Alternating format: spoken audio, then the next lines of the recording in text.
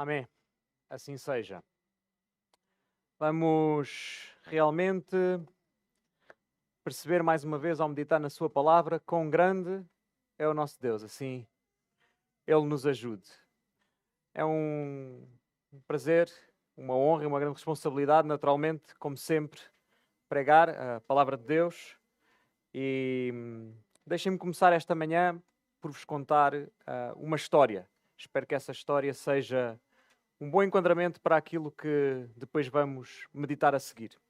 Em 2012, o famoso ator francês Gérard Depardieu, ele é bem conhecido de todos, não é? Aclamado por décadas de carreira no cinema. Obrigado. Ele decidiu renunciar à sua cidadania. Ele vendeu a sua casa em Paris, mudou-se para uma pequena vila na Bélgica, junto à fronteira com a França, e poucos meses depois, não sei se talvez alguns dos irmãos se lembrem, isto apareceu nas notícias, ele foi fotografado a apertar a mão ao presidente russo, Vladimir Putin, e a receber das suas mãos um passaporte russo. Isto aconteceu. E tudo isto por uma razão. A razão que levou a que isto acontecesse foi que o governo francês, na altura, anunciou um novo imposto, e esse imposto ia taxar em 75% todos aqueles que tivessem rendimentos superiores a 1 milhão de euros por ano, que era o caso. Então este foi o protesto, a forma de protestar que Gérard Depardieu, na altura, encontrou. Mas, apesar de todo aquele seu esforço, o Estado francês não o largou, não o perdeu de vista. E por mais que ele tentasse fugir, ele não conseguiu escapar e ainda hoje está a braços com a justiça francesa, sendo investigado por fraude fiscal agravada. Queridos irmãos, esta história é apenas um pano de fundo para uma história que encontramos na Bíblia, que todos nós conhecemos, que é uma história de fuga. E não preciso dizer muito mais, se calhar muitos de vós já sabem de quem é que eu estou a falar. Nós esta manhã vamos abrir juntos, e se quiserem podem ir já abrindo, no livro do profeta Jonas. No livro do profeta Jonas. Um livro pequeno, mas é um livro que é extremamente revelador para nós, deve ser. E nós vamos fazer esta meditação precisamente porque Jonas tentou fazer algo semelhante a Gérard Depardieu, mas de uma forma muito mais profunda, muito mais, com implicações muito maiores. Porque ele não estava a fugir do governo francês. Ele não estava a fugir dos homens. Ele estava verdadeiramente a fugir de Deus. Agora, como nós vamos descobrir, há uma diferença gigante entre um Estado que persegue o contribuinte e um Deus que ama o seu servo desobediente. Jonas não está a fugir de impostos. Todos nós conhecemos a história. Jonas está, na verdade, a fugir de uma chamada divina. E aquilo que este texto maravilhoso nos mostra, logo desde o primeiro capítulo, é que não há um bilhete de barco, não há um porto distante que nos possa esconder do olhar e da vontade soberana deste soberano que já cantámos, que já louvámos esta manhã, que é o nosso Deus, o Deus vivo e todo-poderoso. Então, se os amados irmãos esquecerem tudo o resto que eu disser esta manhã, fiquem, pelo menos, com esta verdade gravada nas vossas mentes. Diante da rebelião do homem, diante da minha rebelião, diante da tua rebelião, está sempre a soberania misericordiosa de Deus para o nosso bem e para o cumprimento do seu propósito. Então, o livro de Jonas. O livro de Jonas, ele é aquele livro que todos nós conhecemos bem, aqueles que estão na igreja desde pequeninos que ouvem esta história. E, sobretudo, ouvimos esta história por causa do grande peixe, não é? Normalmente é o que nos vem à mente. Mas, embora esta história seja extremamente conhecida, será que já meditámos verdadeiramente com profundidade, com uma reflexão madura acerca do que o livro nos está a dizer a nós hoje, cristãos, em 2025? Deixem-me dizer-vos uma coisa. Jonas, antes de mais, ele não é um livro sobre milagres. Muitas vezes Jonas é um livro também utilizado para falar de missões. Em sentido genérico, também não é um livro sobre missões. E aquilo que Jonas é acima de tudo, um livro acerca de Deus. É um livro acerca do nosso Deus. Deus é a personagem principal do livro de Jonas. Um Deus soberano, um Deus que tem governo sobre o mar, sobre a terra, um Deus que é santo, um Deus que julga o pecado, mas que também se compadece do pecador. Até o mais indigno pecador, como eram os ninivitas, como foi o próprio Jonas e como somos cada um de nós, ainda hoje. Então este Deus vai atrás dos seus filhos até quando eles fogem. A estrutura do livro de Jonas, só para dar um pano de fundo que é importante, é simétrica. O livro de Jonas tem apenas 4 capítulos e o capítulo 1 e o capítulo 3 mostram Jonas a lidar com 2 grupos de gentios, pagãos, diferentes. No capítulo 1, e vai ser o móvel da nossa pregação, da nossa mensagem esta manhã, ele está a lidar com os marinheiros que estão ali no barco em que ele entra para fugir, e depois no capítulo 3 ele vai estar a lidar com os ninivitas. Capítulo 2 e capítulo 4, por sua vez, são 2 orações. Jonas está, num e noutro, a falar com Deus.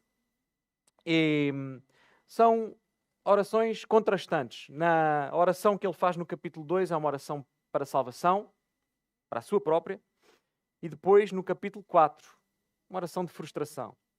Jonas acaba por ir, todos nós sabemos a história, acaba por pregar em Nínive, mas ele não fica muito satisfeito com o resultado. Ele nunca esteve, na verdade, muito para ali inclinado, nós sabemos isso. E no centro do livro de Jonas, aquilo que nós encontramos é o contraste gritante entre o coração do profeta e o coração de Deus. Nós não vamos ter tempo, naturalmente, de explorar todo o livro esta manhã, mas o meu desejo, a minha oração é que, usando apenas o capítulo 1, nós vamos estar a percorrer todo o capítulo 1, nós realmente possamos ser confrontados e ensinados da parte de Deus. Este livro não vai falar acerca de Jonas a fugir. Eu espero que este livro e o Espírito Santo de Deus nos mostre isso. Fala acerca da nossa própria tendência para sermos rebeldes e para fugirmos da vontade de Deus, para fugirmos do próprio Deus. Então, sejamos honestos. Só com este pano de fundo, com este enquadramento que eu já fiz, todos de nós temos que concordar. Nós fugimos de Deus. Mesmo depois da nossa conversão, nós temos essa tendência. Muitas vezes queremos fazer, não, eu sei melhor. Este caminho é que é bom para mim. Vou por aqui. Não vou fazer. Não é bem assim, Deus. Nós temos esta tendência. E alguns, muito provavelmente, estão abertamente em rebeldia e a fugir de Deus ainda hoje, mesmo que estejam aqui sentados esta manhã. E a pergunta que este texto nos deve levantar é: como é que Deus lida connosco nessas situações? Como é que Deus está a lidar com cada um de nós perante a nossa fuga? E a minha proposta é que nós respondamos a esta pergunta em 3 passos. Ok? Então vamos a isso. Eles vão estar projetados, penso eu.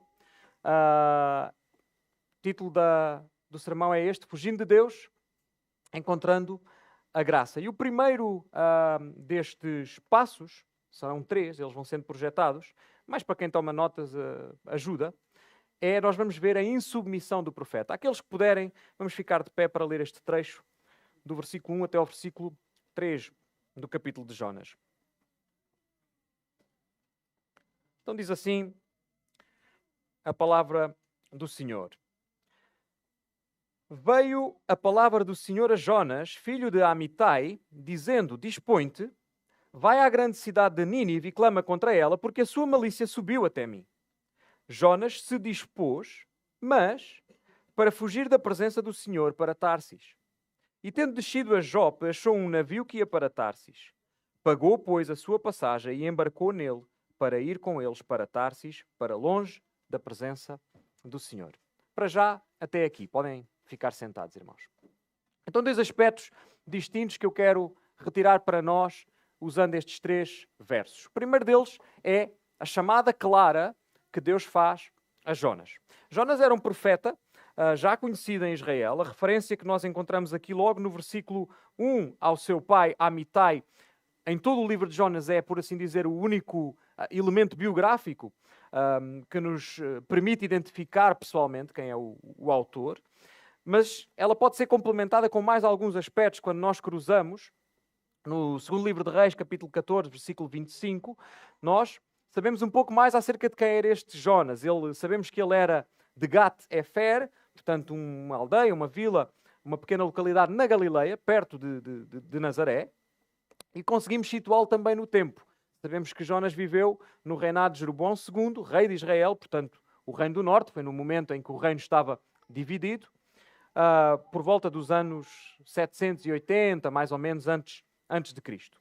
Então, isto permite-nos dizer que Jonas fez o seu ministério profético não muito tempo depois de Elias, não muito tempo depois de Eliseu, e basicamente ao mesmo tempo que Amós estava a exercer o seu ministério, mas em Judá, no reino do sul. Eles são, na verdade, contemporâneos, não é?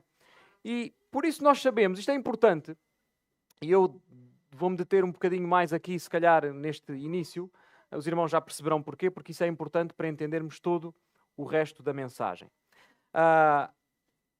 Este contexto geográfico, político, militar, da situação no tempo onde Jonas viveu, é importante porque sabemos que ele viveu durante um tempo em que o Reino do Norte, todos os relatos em crónicas, em reis, permitem-nos extrair esta informação, em que o Reino do Norte estava a prosperar economicamente. Economicamente tudo ia bem. Do ponto de vista militar, as coisas no geral estavam bem, viviam em paz.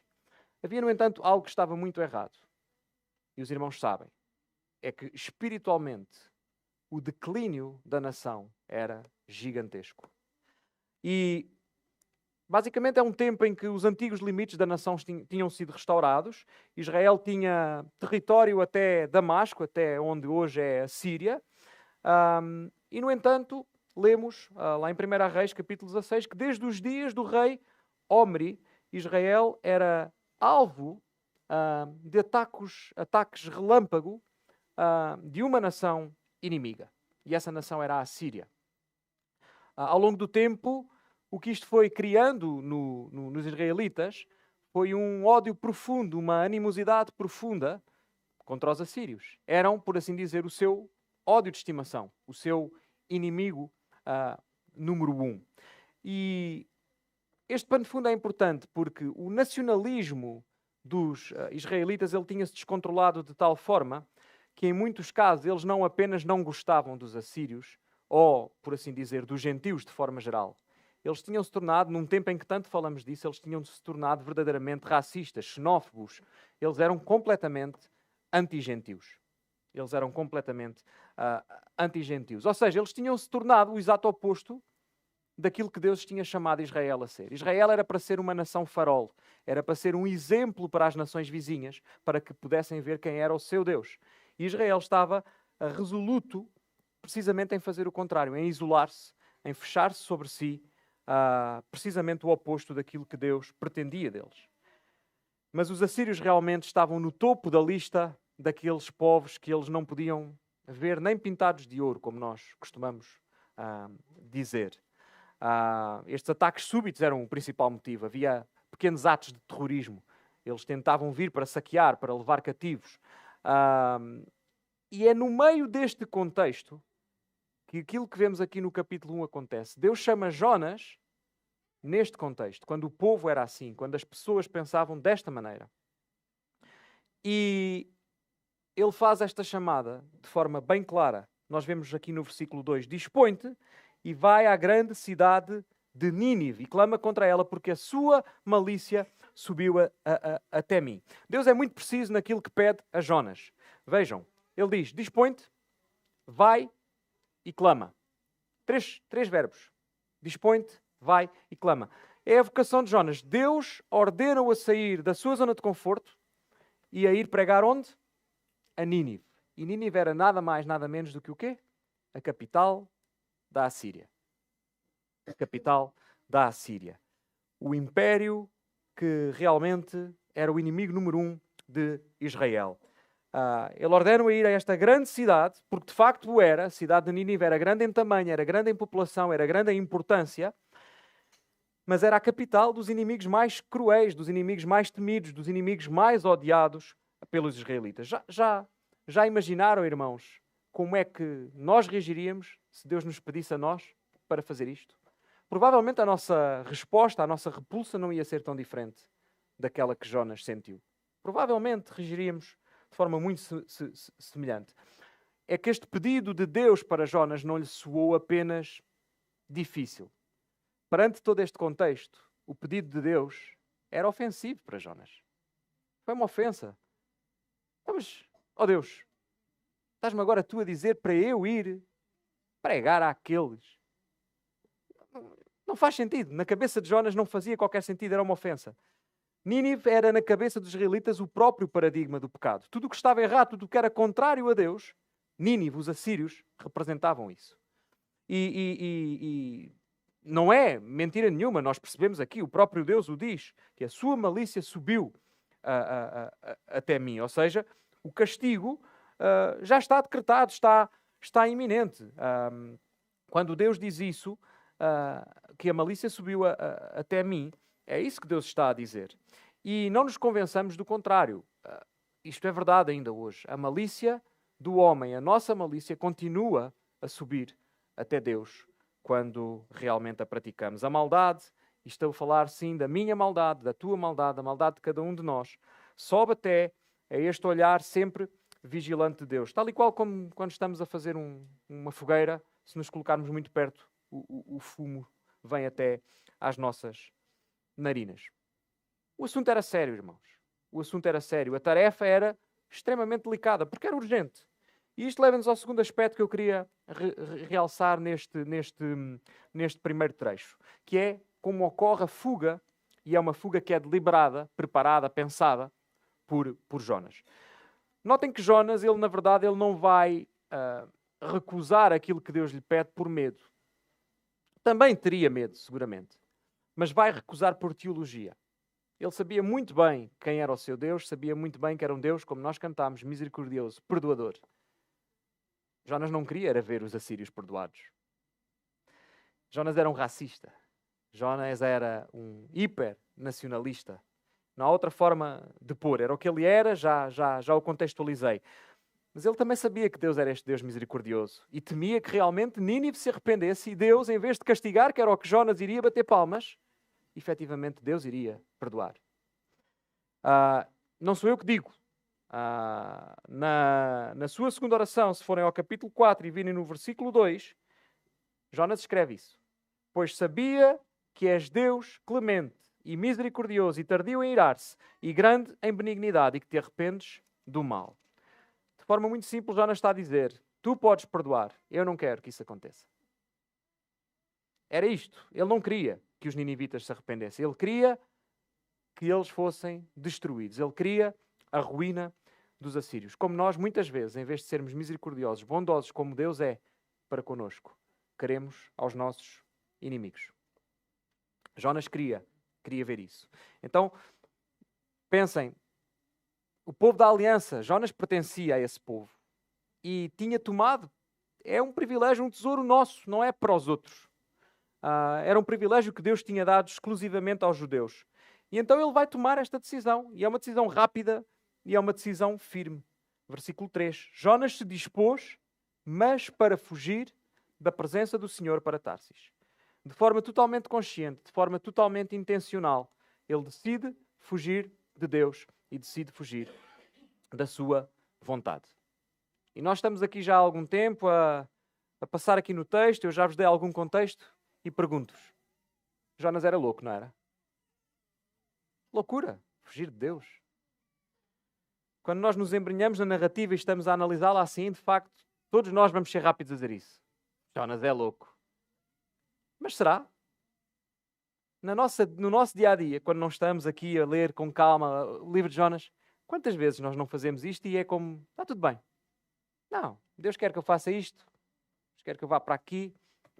Vou para ali, não tem problema nenhum. Fazemos isso constantemente. E não nos achamos loucos por fazer isso, mas somos.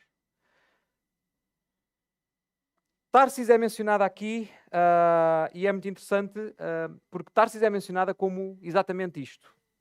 Deus quer que eu vá para aqui. Eu vou para ali. É o extremo oposto. Provavelmente Tarsis seria a cidade conhecida mais distante naquele tempo, no conhecimento daquele tempo, no mundo daquele tempo de Israel. Muito provavelmente, não há um consenso nos comentaristas bíblicos, mas muito provavelmente poderia ser no sul de Espanha, na zona de Cádiz, a antiga colónia fenícia de Tartessos, e nesse caso estaríamos a falar de uma distância de mais de 3.000 quilómetros para o oeste de Israel, quando Deus tinha pedido a Jonas para ir cerca de 800 quilómetros para este, para nordeste, para a cidade de Nínive. E essa está bem identificada, é no atual Iraque. O profeta vai para a direção oposta, e não apenas para a direção oposta, mas para o mais longe possível que podia ir nessa direção.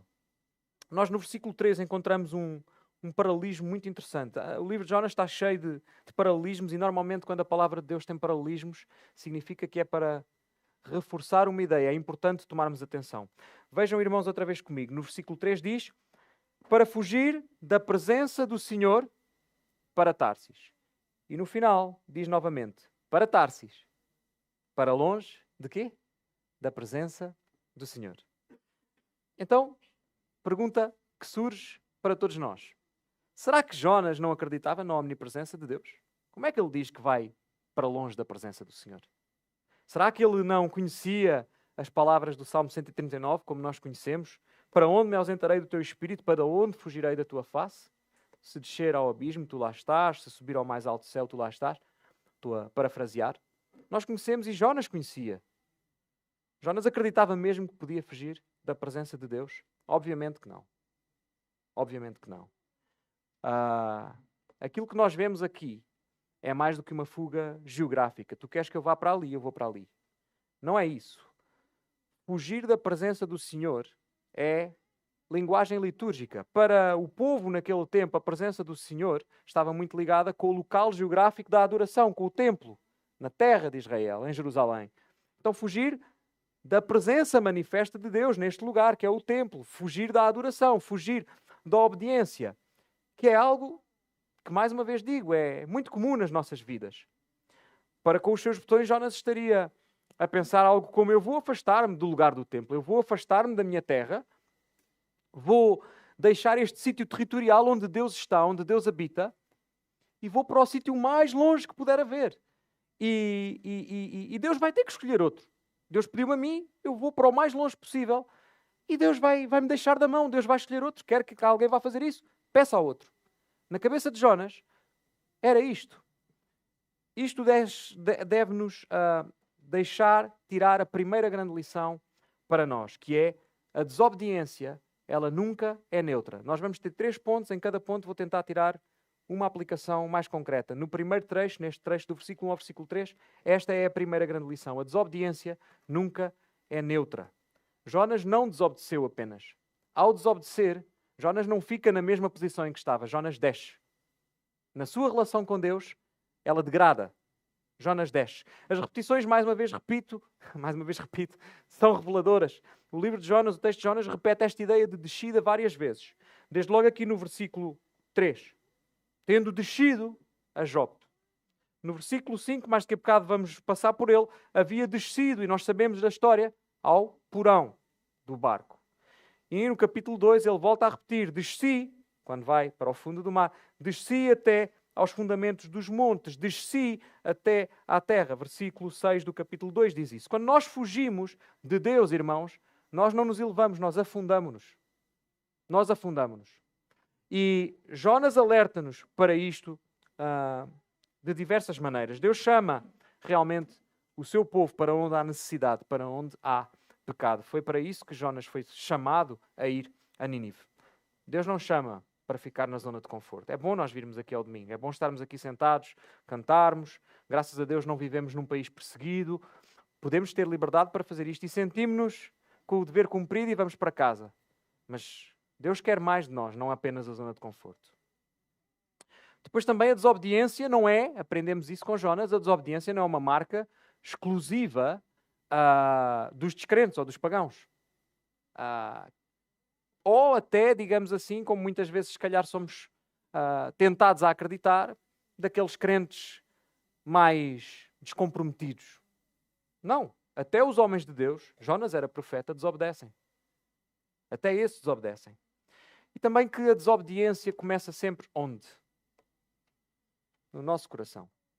A desobediência começa no coração. Quando Jonas vê aquele conflito entre o que sente com os assírios, entre aquilo que Deus lhe pede para fazer, ele antes de ir, a desobediência começou aqui. Não quero. E então ele foge, ativamente com os pés. O coração de Jonas está vivo em nós. O coração de Jonas é o coração do Tiago, é o coração do Rodrigo, é o coração da Daniel, é o coração de cada um de nós. É só substituir o livro de Jonas, cada vez que próxima vez que lerem o livro de Jonas, sempre que virem o nome de Jonas, substituam, ponham o vosso. Nós sabemos aquilo que Deus requer de nós. Deus quer que nós perdoemos. Deus quer que nós sirvamos mais. Deus quer que nós contribuamos para o avanço do reino. Deus quer que nós evangelizemos, que abandonemos aquele nosso pecado de estimação que ainda continuamos a alimentar. Nós sabemos, mas muitas vezes nós ainda preferimos ignorar, virar costas, fugir na outra direção. Não nos esqueçamos que fugir de Deus é sempre escolher o caminho mais difícil. Sempre. A trajetória de Jonas, ela é descendente. Ele vai da Galileia até Jope, junto à costa. Galileia era um lugar mais alto.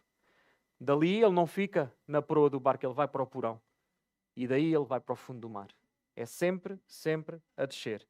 E é nada mais, nada menos daquilo que nós podemos estar certos que vamos enfrentar ao sermos iguais a Jonas.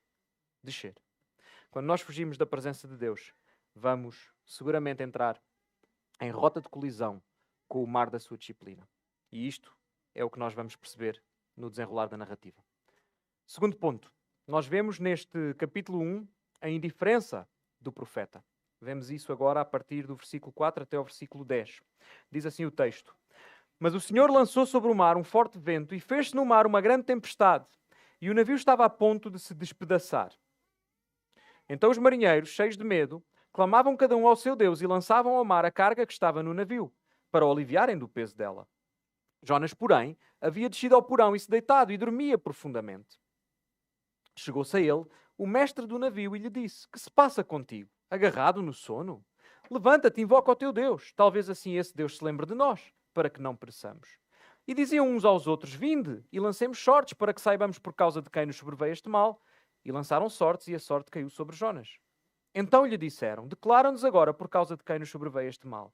Que ocupação é a tua? De onde vens? Qual a tua terra? E de que povo és tu?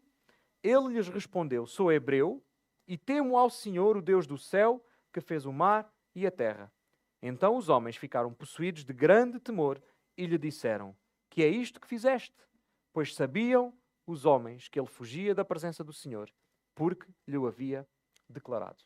Aqui eu quero destacar agora 3 aspectos. O primeiro é que Deus é o Deus que interrompe a fuga. Enquanto Jonas está a fugir, o Deus soberano, o Deus que governa absolutamente tudo, o Deus a quem, como nós lemos em Mateus 8, até os ventos e o mar lhe obedecem, e nesta história nós sabemos muito bem que assim é, ele chega e intervém na história de Jonas. Nós lemos então aqui no versículo 4, mas o Senhor lançou sobre o mar um forte vento. O texto hebraico diz literalmente que Deus arremessou o vento. É exatamente como um guerreiro que naquele tempo arremessava uma lança para ferir o seu inimigo.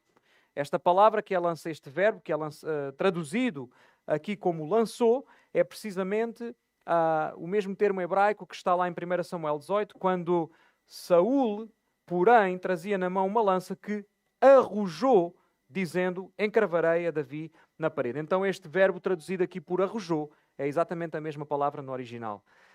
Deus não se resignou perante a fuga de Jonas. Deus não ficou impávido e sereno. Deus não fez exatamente como talvez Jonas esperasse. Este não quer, vou escolher outro.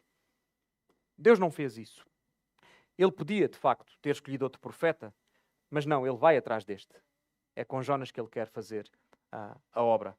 E, irmãos, aquilo que nós percebemos aqui neste texto é que realmente este vento ele não foi uma coincidência meteorológica, mas sim, mais uma vez, a mão soberana de Deus em ação. Deus não escolhe ao acaso. Deus tinha escolhido Jonas, não tinha escolhido outro. E quando Deus escolhe, Deus não desiste da sua escolha. Isso deve ser também uma grande alegria para nós, uma grande esperança, porque se Deus nos escolheu, Ele não vai desistir de nós. E então Ele vai atrás de Jonas. A ironia é gritante neste texto. A criação obedece ao Criador e o único elemento da história que não está a obedecer ao Criador, na realidade, É Jonas, o profeta. E nós muitas vezes tentamos ser rebeldes. Nós queremos, realmente, faz algum sentido tentarmos persistir nesse caminho, ser rebeldes contra um Deus a quem o vento, a quem o mar, a quem o grande peixe estão sujeitos e obedecem? Não faz zero sentido, não tem sentido nenhum. E porém, muitas vezes nós fazemos. Contudo, há esperança. Fica claro realmente que Deus não estava apenas interessado naquele que era o seu desígnio inicial de alcançar os ninivitas. Ele também queria tratar do coração do seu servo. Ele também quer tratar dos nossos corações, irmãos. Isto ensina-nos realmente a soberania de Deus. Não está apenas sobre os grandes planos, mas também sobre cada detalhe e sobre cada vida individual. Isto deve realmente desafiar-nos, deve realmente ser encorajador. E é por isto mesmo, segundo aspecto, que nós temos que olhar para esta tempestade que vem, como graça. Esta tempestade é graça. Versículo 4. Fez-se no mar uma grande tempestade e o navio estava a ponto de se despedaçar. Então os marinheiros, cheios de medo, clamavam cada um ao seu Deus e lançavam ao mar a carga que estava no navio, para o aliviarem do peso dela. Irmãos, tempestades como esta eram naquele tempo, como ainda hoje, comuns no mar Mediterrâneo. Comuns. E muitas vezes tornavam-se ferozes. Em Atos 27, por exemplo, nós temos relato de uma delas e sabemos o que aconteceu. O apóstolo Paulo, ele seguia num barco no meio do Mediterrâneo e o barco em que ele foi completamente despedaçado por uma destas tempestades. E ele naufraga ao largo de que ilha? Malta. Muito bem, obrigado. Ele naufraga ao largo da ilha de Malta. O rigor concreto desta tempestade, para percebermos que esta tempestade não foi uma tempestadezinha, nós conseguimos perceber através da reação dos marinheiros. Quando um marinheiro, alguém que é experimentado nesta vida, que está no mar todos os dias, teme, o assunto é sério. O assunto é sério. E realmente o que lemos aqui é que eles ficam aterrorizados. Cheios de medo, clamavam cada um ao seu Deus e lançavam ao mar a carga que estava no navio. Então, reparem, em contraste com Israel, que tinha um só Deus, era uma nação monoteísta, o resto do mundo era politeísta. Tinham vários deuses. Deuses falsos, é certo, mas vários deuses. E perante a tempestade, subitamente estes homens ficam muito religiosos. Cada um orava ao seu Deus. É o que lemos. Nós quase que podemos imaginar cada um deles a orar. Cada um ao seu Deus, cada um a um Deus diferente e a dizer: para com isto, Deus, para com esta tormenta, não sei o que é que fiz, mas se fomos nós, perdoa-nos, estamos arrependidos. Cada um a tentar desesperadamente que alguma coisa acontecesse para aquilo parar. E para além disso, há outra coisa que eles fazem. Nós lemos no texto. Eles lançavam ao mar a carga que estava no navio. Eles começaram a aliviar o peso. Não importa quão preciosa fosse a carga que levassem, a única coisa que importava era retirar peso para o barco vir o mais para cima e não se afundar. Tudo o que importava era manter aquele navio à tona. E agora, pergunta. E Jonas? Onde é que está Jonas no meio disto tudo? Neste corrupio todo, neste temor, nesta crise? O contraste que há entre estes marinheiros e Jonas é chocante. Estes homens são pagãos e estão a orar, estão a esforçar-se. E Jonas, versículo 5, Jonas, porém, havia descido ao porão e se deitado, e diz lá que dormia profundamente. Jonas dorme profundamente, irmãos. Esta não é a imagem trágica de nós, muitas vezes? Crentes que ficamos anestesiados, a dormir, indiferentes àquilo que se passa à nossa volta, indiferentes ao mundo que está a caminho do inferno, e para nós está tudo bem, estamos a dormir como se nada fosse. Muitas vezes nós somos Jonas, autoconfiantes ao fugirmos de Deus e totalmente aliados das consequências do fazermos. Nós somos assim, muitas vezes. Versículo 6. Chegou-se a ele o mestre do navio e lhe disse: que se passa contigo, agarrado no sono? Levanta-te, invoca o teu Deus, talvez assim esse Deus se lembre de nós, para que não pereçamos. E ao lermos este versículo, nós encontramos aqui, perante o mestre daquele barco, uma confissão tremenda. Ele está a dizer basicamente isto, irmãos. Os nossos deuses não funcionam. Já vimos que por aqui não nos chafamos. Jonas, faz qualquer coisa, ora ao teu Deus. Se calhar o teu vai safar-nos. É isto. Mais nenhum Deus podia fazer nada. Naturalmente, nós sabemos, todos eles eram ídolos, deuses falsos. Mas também sabemos que isso não era o caso com Jonas. O Deus de Jonas pode. Ele pode tudo, todas as coisas. Ele é o Deus vivo e verdadeiro. E então, o mestre do navio, sem saber quem era o Deus de Jonas, na verdade, como é que ele podia saber? Jonas não tinha pregado, não tinha dito quem era, não tinha dito a quem servia, mas ainda assim ele chega e diz: espera, está aqui mais um, pode ser que este tenha outro Deus e que este Deus resolva o assunto. Se Jonas não tinha dito nada, aquele homem não podia saber, o que nos leva também a concluir outra coisa, que é um profeta que está a fugir, um crente que não prega, um crente que não evangeliza, não serve a ninguém. Não serve a si, não serve aos outros. E realmente, se ele estava a fazer o que estava, que era fugir de Deus, é óbvio que ele não pregou, ele não se ia expor. Ele não queria servir aos senhores, ele não queria que os ninivitas se convertessem, seguramente também não queria que nada de bom, espiritualmente falando, acontecesse com aqueles homens. Eles eram pagãos. Eles talvez não fossem tão odiados como os ninivitas, mas eram na mesma pagãos, na cabeça de Jonas. Esta é a profundidade e a gravidade da nossa própria indiferença. Quantos dos nossos vizinhos, quantos dos nossos colegas de trabalho, quantos dos nossos colegas de escola sabem que nós somos cristãos? Reparam que há realmente alguma coisa diferente em nós? Ou não passamos de meros agentes secretos que estão lá em baixo a dormir tranquilamente, sem... Pode ser que nem notem. Ainda assim, mesmo perante este desconhecimento, talvez, e seguramente apenas por superstição, o mestre ainda tenta esta última solução e vai, acorda aquele homem e diz: por favor, faz alguma coisa.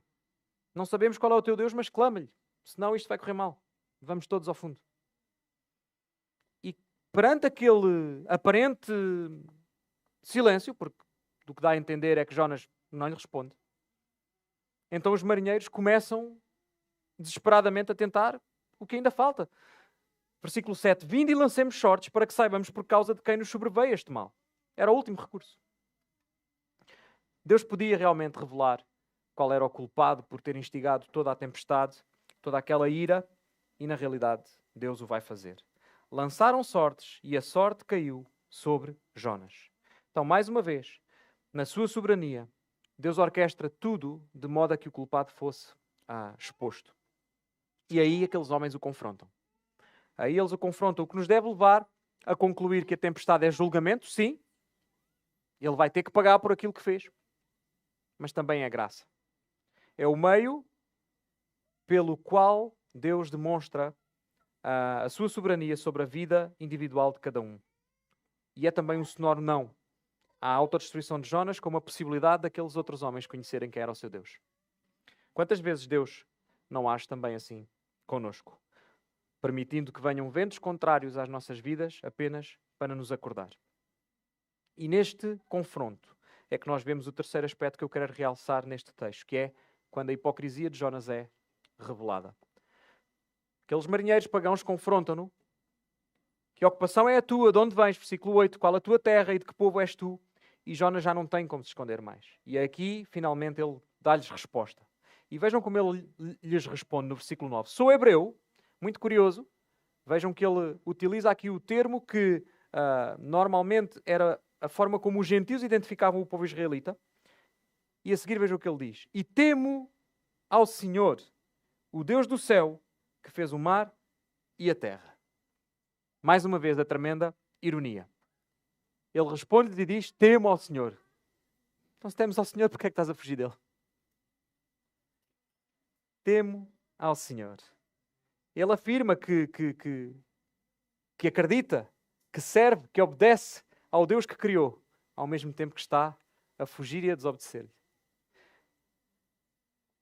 Nós também fazemos isso. Nós muitas vezes somos ortodoxos, sabemos a doutrina toda quando abrimos a boca e depois as nossas ações mostram exatamente o contrário. Vivemos basicamente num estado prático de fuga. Mas perante esta resposta, que é tremendamente irónica, os marinheiros, apesar de pagãos, eles realmente percebem que há culpa. Jonas é forçado a confessar quem é e aquilo que fez. E nós podemos afirmar isso com toda a certeza, porque no versículo 10 nós lemos: os homens ficaram possuídos de grande temor e lhe disseram, que é isto que fizeste? E a seguir diz, pois sabiam os homens que ele fugia da presença do Senhor. E diz lá porquê. Porque ele lhe havia declarado. Nós quase que conseguimos ouvir o eco do medo, do terror, o sangue nas veias daqueles marinheiros quase que congelou. Eles foram nitidamente mais clarividentes do que Jonas. Nitidamente. Porque eles conseguiram ligar os pontos. Mas como raio é que tu dizes que temes ao Senhor e estás a fugir dele? Como é que tu dizes que temes ao Senhor, que é o dono do mar, e estás a fugir dele no mar, dentro do barco? Como é que tu foste capaz de tal coisa? Tu não tens respeito nenhum nem pela tua vida, nem pela nossa. É isto que aqueles homens lhes estão a dizer. E esta é a aplicação que eu quero retirar para nós deste segundo ponto, que é a indiferença espiritual. É sintoma da dureza do coração. A indiferença espiritual é sintoma da dureza do coração. Jonas estava mais preocupado com o seu descanso, com a sua zona de conforto, do que com a salvação de vidas.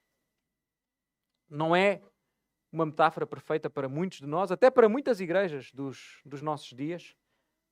O mundo afunda-se, o crente está a dormir.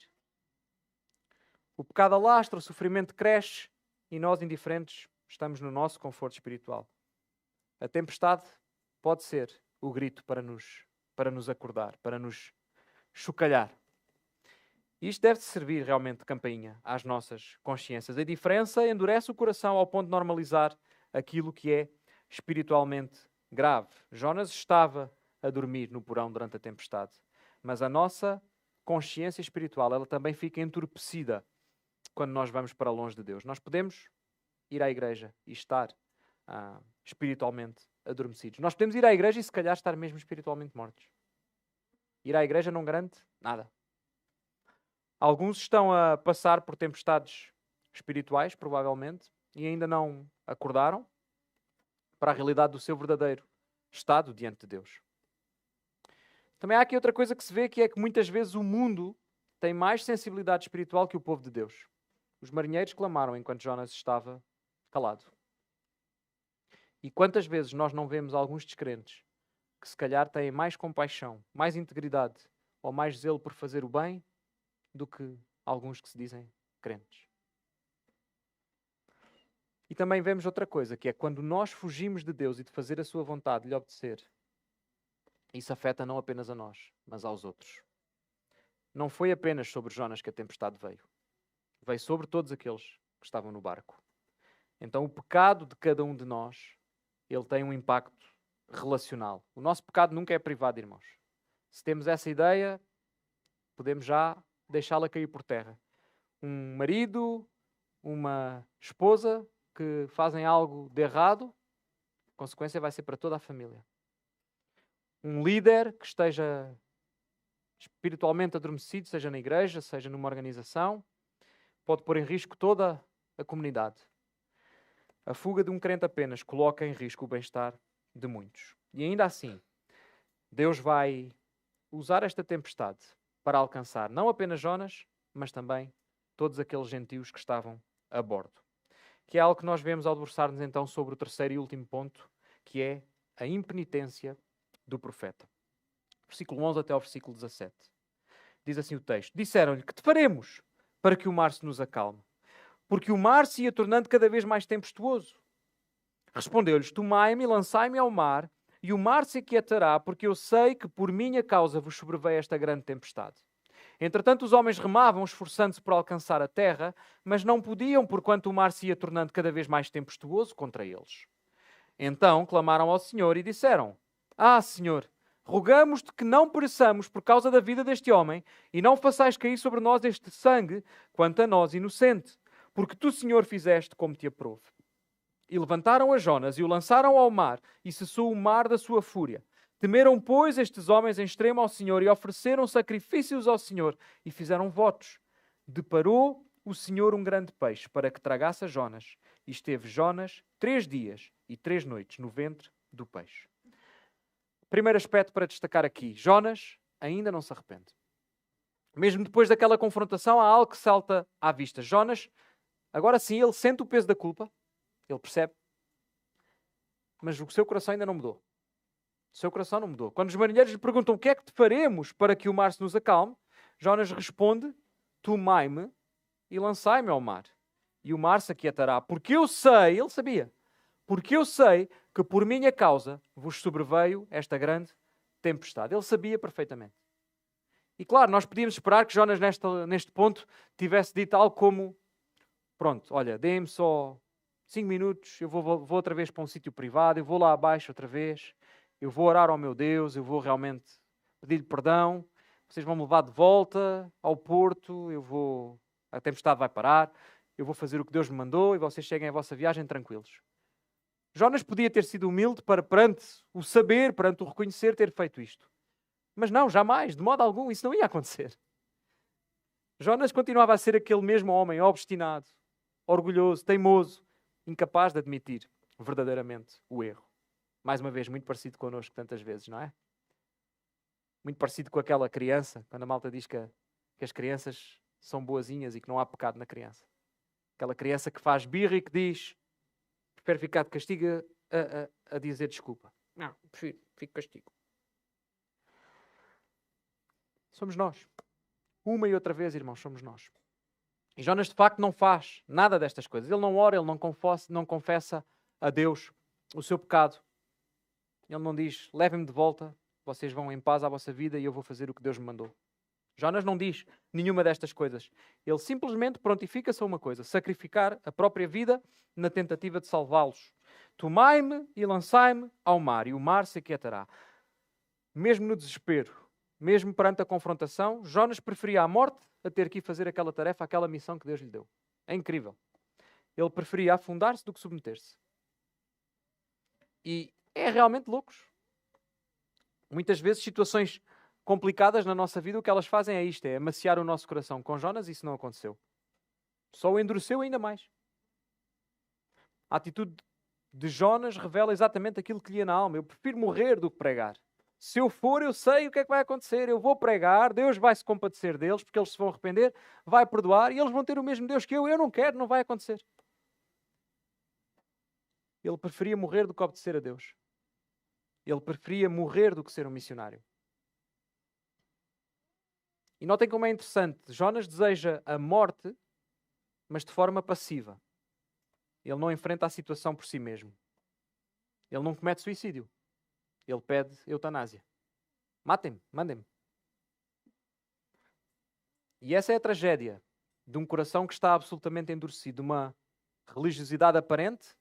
Eu sou Jonas, eu temo ao Deus que criou o mar e a terra. Mas está a fugir. Religiosidade sem arrependimento é uma tragédia. Jonas reconhece realmente a sua culpa, mas ele não muda de rumo. E quantos de nós vivemos anos a fio assim, vazios, em apatia, sabendo aquilo que está mal? Se calhar demonstramos-nos quebrados, mas não estamos verdadeiramente quebrantados. E isso é aquilo que genuinamente é necessário. A palavra de Deus nos diz isso vez após vez. Em 2 Coríntios 7, versículo 10, nós lemos que a tristeza, segundo Deus, produz arrependimento e arrependimento para a salvação, que a ninguém traz pesar. Mas a tristeza do mundo, alguém sabe o que é que diz? Produz morte. Produz morte. A tristeza que Jonas estava a sentir era a tristeza do mundo. Uma tristeza centrada no seu orgulho ferido, a tristeza do ai de mim, coitadinho, no desconforto pessoal, nas consequências que dali vinham, e por isso ele só podia desejar uma coisa: morte. Porque a tristeza do mundo produz morte. Segundo aspecto também é que os gentios eles mostram mais amor e temor do que Jonas. Os marinheiros, homens pagãos, se vamos atrás daquela ideia de que Tarsis era a tal colónia fenícia no sul de Espanha, provavelmente estes homens seriam fenícios. Eles dão mostras de se preocupar mais com um homem só, Jonas, do que com as centenas de milhares de pessoas que havia em Nínive e que Jonas não pestanejava sequer em dizer: não vou, podem morrer todas. E ainda assim estes homens dão mostras de se preocupar mais com uma vida só. Então, porque aqueles homens compreendem esse valor, o valor da vida humana, nós encontramos-los mais uma vez a remar, que já tinham basicamente percebido que não havia nada a fazer, mas eles continuam desesperadamente a remar para voltar à terra. Faziam-no com todas as forças, mas não dava. O texto diz-nos, não podiam, porquanto o mar se ia tornando cada vez mais tempestuoso contra eles. É uma situação triste. Citação do pastor John MacArthur que eu queria partilhar com os irmãos. Um cristão desobediente, palavras fortes. Um cristão desobediente transforma a vida num caos para todos à sua volta. Não serve para Deus, na verdade não serve para si mesmo nem para mais ninguém. E agora atenção. Um cristão desobediente é a criatura mais miserável do mundo e espalha miséria à sua volta. Um cristão desobediente é a criatura mais miserável do mundo e espalha miséria à sua volta. Então estes homens tomam uma decisão. Eles oram ao Senhor. Versículo 14. Senhor, rogamos-te que não pereçamos por causa da vida deste homem e não faças cair sobre nós este sangue quanto a nós inocente. Porque tu, Senhor, fizeste como te aprouve. E levantaram a Jonas e o lançaram-no ao mar. E cessou o mar da sua fúria, instantaneamente. A tempestade, as palavras de Jonas, as sortes que tinham-lhe mostrado àqueles homens realmente que o Deus dos Hebreus, na verdade, era o Deus verdadeiro, era o Deus vivo. Tal e qual como no versículo 9, vemos dito que era realmente o Deus do céu que fez o mar e a terra. Aqueles marinheiros, maravilhoso, irmãos, aqueles marinheiros converteram-se. Converteram-se perante tudo isto. E no meio desta situação, eles têm um encontro real com o Deus único e verdadeiro. Não por causa da fidelidade de Jonas, apesar da fidelidade de Jonas, da falta de fidelidade. E é isto que torna a graça de Deus tão gloriosa. Mesmo na fuga, Deus alcança as pessoas. Mesmo na fuga, Deus alcança as pessoas. Mesmo quando nós não fazemos o que Deus quer, Deus continua a fazer o que quer. Este é o nosso Deus. Glória a Ele. Deus pode usar até os nossos erros, a nossa fuga, o nosso silêncio, a nossa desobediência para chamar os perdidos até si. E, eventualmente, para nos poder ainda restaurar.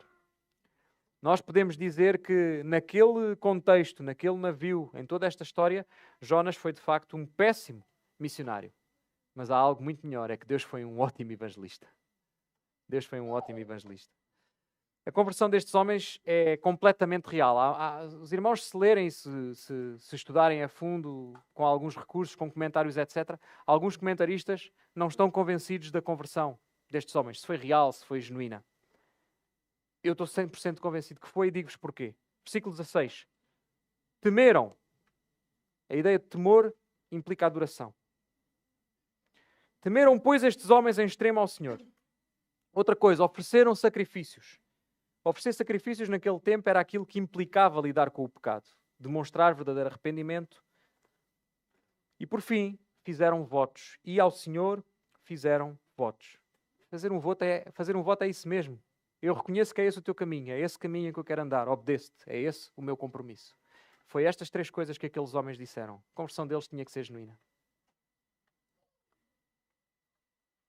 Tudo isto, a sua conversão aponta para um Deus que é maior do que o nosso pecado, mais persistente do que a nossa rebeldia e que continua a salvar, porque realmente, onde abunda o pecado, superabunda a graça, como diz lá em Romanos 5:20. E isto traz-nos ao terceiro e último aspecto. Disciplina, mas ao mesmo tempo graça. Fugindo de Deus, encontrando a graça. É esse o título, se virem, que dei ao sermão. Agora aqui é introduzido o grande peixe. Nós podíamos depois continuar a ver o livro de Jonas, mas hoje ficamos só por este capítulo. Mas na realidade, o capítulo 1 termina com um dos maiores milagres do Antigo Testamento. Versículo 17. Deparou o Senhor um grande peixe para que tragasse a Jonas. E esteve Jonas 3 dias e 3 noites no ventre do peixe. Um grande peixe. Incrível, não é? Mas sabem o que é mais incrível? É que o grande peixe não aparece por acaso. Jonas não teve azar. Jonas não estava no sítio errado à hora errada. A natureza não se revoltou aleatoriamente contra ele naquele momento.